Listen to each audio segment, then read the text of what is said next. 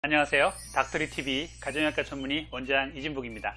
오늘은요, 아침엔 밥 대신 이걸 드세요 라는 주제로 찾아뵈었습니다. 다이어트를 하는데 아침에 무엇을 먹을까 고민을 하시는 분들 참 많으시죠. 제가 이전에도 제 유튜브에서 아침에 어떤 것을 먹는 게 좋은지에 대해서 많이 말씀을 드렸었는데, 오늘 이 부분에 대해서 다시 한번 말씀을 좀 드릴게요. 오늘도 좋은 내용으로 준비했습니다. 구독과 좋아요, 알림 설정 부탁드리고요. 궁금하신 점은 댓글로 달아주시면 시간이 허락하는 대로 답글 올려드리겠습니다. 제 이전 유튜브를 보시면요, 다이어트 시에 뭘 먹으면 되는지에 대해서 제가 많이 올려놨어요. 그런데도 지금도 많은 분들이 다이어트 시에 아침에 무엇을 먹어야 돼요? 라고 많은 질문을 하고 계십니다. 저는요, 아침을 한식으로 하는 밥을 먹는 식사는 좋은 식사 방법이라고 생각을 합니다. 다만 우리가 전통적으로 먹는 백미나 또 아플 때나 간단하게 먹으려고 하는 흰죽 같은 것들은요, 아주 안 좋은 식사가 될 수 있으니까 이것은 피하고요. 한식을 드시려는 분들은요, 현미밥이나 잡곡밥에 단백질과 섬유질이 많은 식단을 가지시면 좋겠어요. 오늘 제 영상은요, 아침에 밥을 드시는 건 좋지만 나는 밥 말고 좀 다른 걸 먹고 싶어요, 또 바쁜 아침에 뭘 먹어야 될지 모르겠어요 하는 분들께 도움을 드리고자 만들어졌습니다. 아침 식사를 하는데 큰 원칙을 좀 말씀을 드릴게요. 아침 식사 때 제일 중요한 것은요, 혈당 스파이크를 주의하라는 것입니다. 공복 시간이 길어지는 아침, 또 간헐적 단식 등으로 아침을 뒤로 미루시는 분들이 계신데요, 이렇게 공복이 길어지면 길어질수록 혈당 스파이크가 더 일어나기 쉽습니다. 그래서 우리가 긴 공복을 가지고 있는 상태에서 정제 탄수화물이 아침에 들어오면요, 인슐린이 갑작스럽게 분비가 되고 이것으로 인해서 지방이 더욱더 축적되는 쪽으로 발전을 하기 때문에 아침에 정제 탄수화물을 드시면서 혈당 스파이크를 만드는 것은 상당히 주의하셔야 돼요. 두 번째는요, 양질의 단백질 위주로 식사를 하자는 거예요. 단백질은요, 아침에 식사로 드시면은요, 점심까지 포만감을 유지시켜줘서 점심 식사를 줄여줄 수 있고요, 저녁까지도 정제 탄수화물을 줄이는데 큰 효과가 있다는 연구들이 아주 많습니다. 그래서 아침에 충분한 단백질, 양질의 단백질을 선택해서 드시는 것 상당히 중요하다고 보겠어요. 세 번째는요, 식사의 순서예요. 야채 등 섬유소를 제일 먼저 먹고요, 두 번째로는 단백질을 드시고요, 마지막으로 탄수화물을 드시라고 말씀드렸습니다.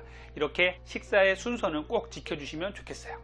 네 번째는요, 액체류가 아닌 고형식을 드시라는 거예요. 이렇게 간단하게 먹을 수 있는 액체류 음식들은요, 상당히 빠른 혈당 스파이크를 일으킬 수밖에 없습니다. 씹어서 먹는 고형식, 고체로 된 음식들을 먹자는 것이 네 번째 원칙이 되겠어요. 다섯 번째는요, 공복에 정제 탄수화물은 독이라는 말씀을 드리고 싶습니다. 정제 탄수화물이요, 공복에 들어가면요, 다른 식사 후에 들어가는 것보다 훨씬 많은 혈당 스파이크를 일으키게 되어 있습니다. 그래서 공복에는요, 더욱더 정제된 탄수화물을 줄인다, 이렇게 생각하시면 좋겠어요. 여섯 번째는요, 공복 시간이 길어지면 길어질수록 더욱더 혈당 스파이크에 주의하라는 말씀을 드리고 싶습니다. 우리가 간헐적 단식 또는 어떤 이유 때문에 아침이 뒤로 미뤄져서 아침 겸 점심 또는 점심에 첫 끼를 드시는 분들이 많이 계십니다. 이럴 때일수록 더욱더 단백질 위주의 정제 탄수화물이 적은 음식을 드셔야 됩니다. 그렇지 않으면 더욱 강력한 혈당 스파이크를 일으키면서 우리 몸에 지방이 축적된다고 되어 있어요.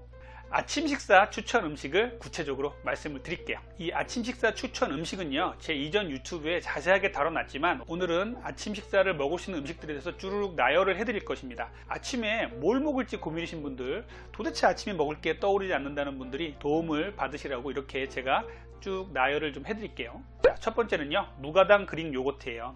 그릭 요거트는요, 상당히 영양소가 집약되어 있는, 농축되어 있는 음식입니다. 거기에 무가당 그릭 요거트가 된다면요, 우리 몸에 단백질, 양질의 단백질을 보충을 하면서 상당히 포만감을 많이 주는 양질의 단백질 식사라고 볼 수가 있겠어요. 두 번째는 콩류입니다. 단백질로는 상당히 좋은 음식이라고 말씀을 제가 드리고 있죠. 낫또라든지 두부라든지 무가당 두유 같은 것들은요, 또 콩을 그대로 삶아서 드신다든지 하는 것들은요, 상당히 좋은 단백질 식사이면서 양질의 식물성 단백질을 섭취할 수 있는 좋은 길입니다. 다음으로는 계란이에요. 계란은요 완전 식품이라고 불리우는 뭐 더 이상 말할 것도 없는 좋은 음식이죠. 단백질로 최고의 음식이고요. 또 하나는 각종 영양분을 많이 포함하고 있는 최고의 음식이라고 볼 수 있고요. 아침에 먹어도 소화가 잘 되는 단백질이기 때문에 적극적으로 추천을 드립니다. 다음은요 오트밀이에요.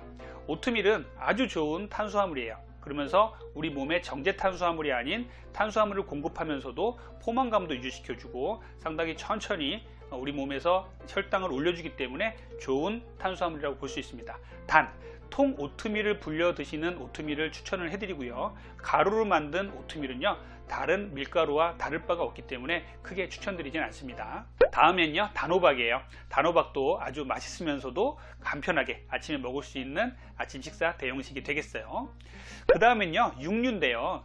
육류를 아침에 드시는 게 버거우신 분들도 계시겠지만 육류를 나는 먹을 수 있다 이런 분들은요 닭가슴살, 생선의 흰살, 수육의 고기 부분 같은 육류를 아침에 드셔도 상관은 없습니다. 아침에 육류를 드신다면 점심까지 거득한 포만감으로 정제 탄수화물도 줄일 수 있는 좋은 식사가 되실 겁니다. 그 다음은 야채를 말씀드릴게요. 야채는요 양배추, 당근, 토마토, 버섯, 샐러드용 채소 등 아주 많은 야채들이 있죠. 이런 야채들을 적절히 드신다면 아주 포만감이 좋고 영양소도 충분히 보급할 수 있고 또 섬유질도 많기 때문에 변비 해소에도 상당히 좋은 식사가 될 거예요. 마지막으로 과일인데요. 과일은 제가 상당히 주의하라고 말씀을 많이 드렸죠. 그래도 추천을 한다면 블루베리, 바나나는 공복에는 피하시고요. 아침 식사를 마친 후에 드시는 게 좋다고 합니다. 자몽, 사과 이런 것들은 좋은 과일일 수가 있는데요. 요즘의 과일들은요 대부분 당도가 너무 높게 개발이 됐습니다. 같은 사과라도 신맛이 나는 사과가 좋은 다이어트용 식사이고요. 단맛이 너무 강한 사과는요 좋은 아침 식사로 추천드리진 않습니다. 그렇기 때문에 여러분들이 과일을 고실 때는요 신맛, 약간 씁쓸한 맛이 나는 과일, 자몽 같은 것들이 약간 씁쓸한 맛도 나죠. 그래서 이런 과일들을 골라서 아침에 드신다면, 그것도 식사의 제일 마지막에 드신다면 좋은 아침 식사가 될 거예요. 하나 빠뜨렸는데요. 빵을 만약에 내가 꼭 먹고 싶다. 빵은 대부분 안 좋죠. 근데 빵을 꼭 먹고 싶다면요 하얀색 부드러운 빵이 아니라요 호밀빵, 통밀빵을 추천을 드립니다. 거칠지만 오래 씹으면요 고소한 맛이 나는 이러한 호밀빵, 통밀빵은요 저항성 전분을 함유하고 있기 때문에 꼭 빵을 드시려면 이런 빵들을 추천을 해드립니다. 자, 다음으로 제가 말씀드리고 싶은 것은요, 자, 나는 이렇게 아침 식사를 해야겠다 라고 생각을 했는데 주의해야 될 사항들이 몇 가지가 있어요. 첫 번째는요, 좀 급하게 아침을 먹고 나가신다고 이렇게 가루로 만든 단백질을 쉐이크 같은 데 타가지고 후루룩 먹고 가시는 분들이 계세요. 그런데 여기서 상당히 주의해야 될 부분이 있습니다. 당류 함유량을 꼭 확인하십시오. 대부분의 이런 조제된 단백질 그리고 파우더로 된 것들이요 맛이 없으면은 판매가 잘 안 되기 때문에 상당히 많은 당류를 함유하고 있습니다. 그렇기 때문에 여러분들이 이런 단백질, 파우더나 음료 등을 선택을 하실 때는요 반드시 당류 함량을 확인을 꼭 해보세요. 전반적으로는 대부분 당이 많기 때문에 저는 별로 아침에 이 조제된 단백질류의 가루나 쉐이크 그리고 음료 등은 추천하지 않고 있습니다.